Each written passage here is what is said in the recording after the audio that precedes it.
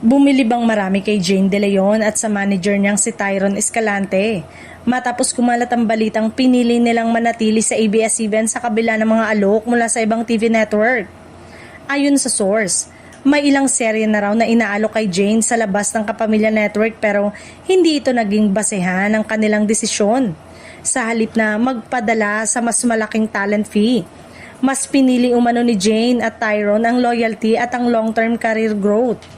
Para sa kanila, mas mahalaga ang tamang proyekto at direksyon ng karir kaysa sa agarang kita. Isang bagay na hinangaan ng netizen at ilang insider sa industriya.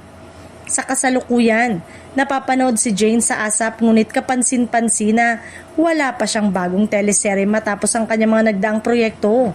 Dahil dito, may ilan ding fans ang naiinip at umaasang muli siyang mapanood sa isang major acting role. Gayunpaman, may magandang balita para sa kanyang supporters.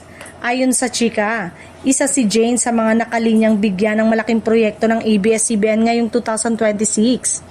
Bagamat wala pang opisyal na anunsyo, sinasabing isa itong teleserye na babagay sa kanyang imahe at acting range. Matatandang pinatunayan ni Jane ang kanyang kakayanan sa pagganap sa mga proyektong tulad ng Darna, kung saan lalo siyang minahal ng publiko bilang action heroine. Kaya naman, mataas ang expectation ng fans sa kanyang susunod na gagawin.